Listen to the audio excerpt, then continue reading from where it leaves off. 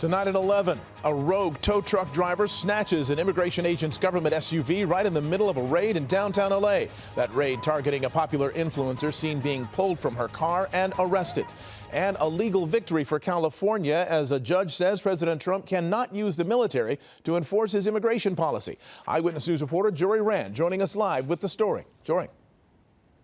Hey, Mark, ever since ICE began their raids across Los Angeles, we've seen citizens act in acts of resistance against them. Some of them are small, like shouting or pleading with the officers. Others are violent and illegal, like throwing objects at their vehicles. This guy took matters into his own hands and took one of their vehicles away.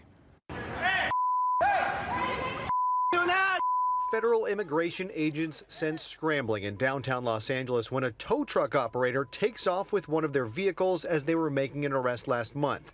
Now that tow truck driver, Bobby Nunez, is potentially facing 10 years in federal prison after he was arrested today and charged with theft of government property.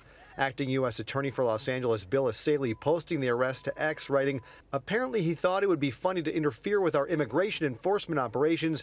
Now he can laugh behind bars while he faces justice." But Nunez got involved trying to help 24-year-old Tatiana Martinez, who was violently arrested by ICE back on August 15th.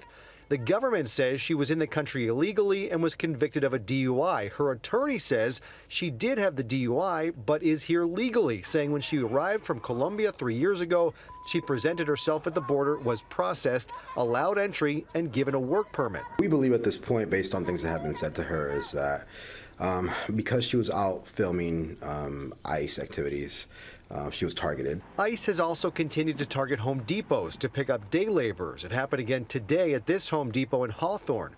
The roundup included a man on dialysis whose daughter tells us she now fears he won't get the treatment he needs to survive while in custody. Pues la verdad me siento muy triste por él porque pues con la condición que tiene es de vida o muerte, pues por eso estoy aquí. Today, President Trump was delivered a pair of losses in court. In one, a federal appeals court ruled it was illegal for him to have sent the National Guard to Los Angeles.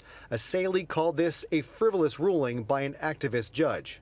The whole premise of this lawsuit is completely frivolous. The idea that the National Guard was out on patrol on the streets of LA, arresting people or conducting civilian law enforcement is completely false. But for months now, it's been President Trump who has repeatedly been making it sound as if the National Guard was on the streets of LA as recently as today. Parts of Los Angeles are terrible. If we didn't put out the fires, and I mean the other fires, the bullet fires, if I didn't send the National Guard into Los Angeles, I would be making an announcement today. I'd be talking about Huntsville, and I'd simultaneously be saying, by the way, the Olympics is not coming.